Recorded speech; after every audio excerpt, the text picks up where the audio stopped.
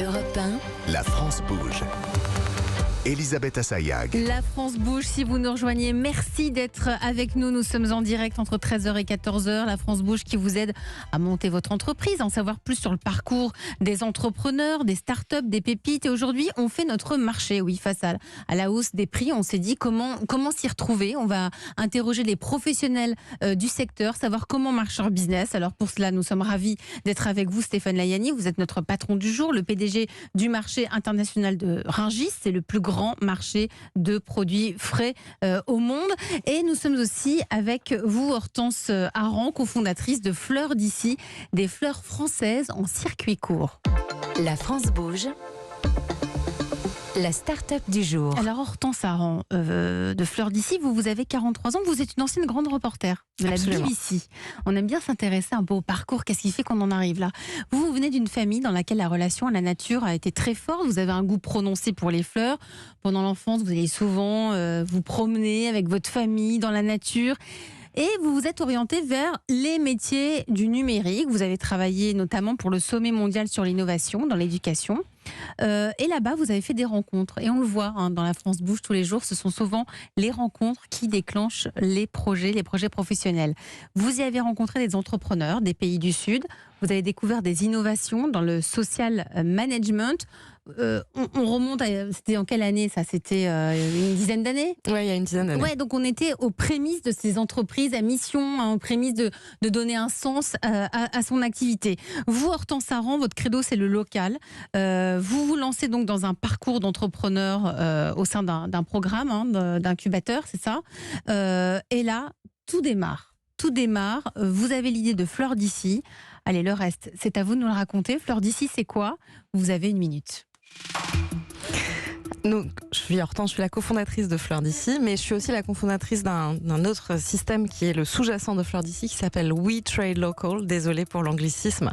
Mais en fait, We Trade Local, c'est quoi? C'est, et là aussi, un autre anglicisme, une supply tech. Une supply tech, c'est une entreprise de la tech au service de la logistique et voilà, de toute l'organisation finalement de la distribution des produits, puisque nous, ce qu'on a constaté, c'est que un des freins au développement des produits locaux, c'était tout simplement que ça pouvait la logistique pouvait représenter jusqu'à 70% du prix de vente d'un produit local. Donc il était urgent en fait d'optimiser les circuits de logistique sur ces produits frais. Et on a commencé par la fleur, parce que la fleur c'était un cas emblématique, avec, comme vous l'avez dit, 85% de fleurs importées, alors même que il y a des producteurs de fleurs en toute saison partout en France. Il fallait juste revenir aux fondamentaux du commerce, faire se rencontrer les producteurs et les consommateurs, recréer ces fameuses places de marché. C'est ce qu'on a fait avec le digital. Bravo et merci pour votre pitch, Hortense Aran, donc cofondatrice de Fleurs d'ici. Donc si je comprends bien, ce sont des fleurs. Votre métier, c'est de réunir, ce que vous venez de nous dire, tous les producteurs de fleurs françaises et de les proposer à la vente sur votre plateforme. Tout à fait. En fait, donc comme je l'ai dit très rapidement, aujourd'hui 85% des fleurs sont importées. C'est un produit qui est massifié. Stéphane en parlait tout à l'heure. C'est un des gros sujets. En fait, c'est comment on réinvente le commerce en sortant finalement un peu des travers de l'industrialisation qui ont consisté à standardiser les produits, à les massifier, essentiellement pour des questions d'optimisation des coûts, de logistique, etc. Mais aujourd'hui, il faut en sortir aussi bien sur les fruits et les légumes. Et de production peut-être aussi. Et de pour production. Répondre à une demande qu'on n'arrivait pas à remplir. Absolument, mais qui a eu en fait pour effet, pour corollaire que, comme le disait Stéphane, en Ile-de-France par exemple, on n'est pas du tout autosuffisant parce que l'essentiel de la Beauce, c'est de la céréale et qu'il n'y a pas suffisamment de maraîchage et autres. Donc c'est vrai qu'il faut à la fois retravailler les modèles de production agricole en réintroduisant de la polyculture, mais qui dit polyculture dit nécessité d'agréger des flux de produits différents pour pouvoir les livrer à bon port à toutes les personnes qui peuvent en avoir besoin, que ce soit la restauration collective, les distributeurs locaux, les artisans transformateurs locaux. Alors ça fonctionne comment? Vous faites travailler des horticulteurs, des fleuristes locaux. Vous faites quoi? Vous faites des tournées par région? Vous récupérez les produits? Comment ça marche?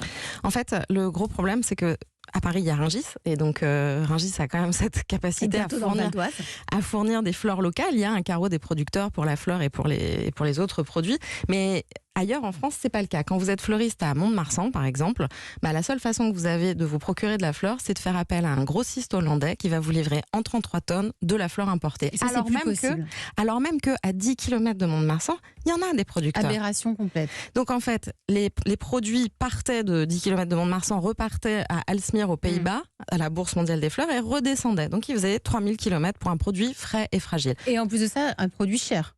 Parce que toute cette logistique, ça rentre dans le prix final. Naturellement, effectivement, les circuits courts ont aussi cette particularité de venir, finalement, c'est optimal d'un point de vue écologique, mais aussi d'un point de vue économique, puisqu'on va réduire le nombre d'intermédiaires. Donc forcément, la valeur va aux personnes les plus, contributrices, c'est-à-dire les producteurs d'un côté et les transformateurs de l'autre. Aujourd'hui, vous êtes combien chez Fleurs d'Issy ? Aujourd'hui, on est 40. On a fait une levée de fonds l'année dernière qui nous permet près de 10 millions d'euros. Hein. Ouais, c'est ça.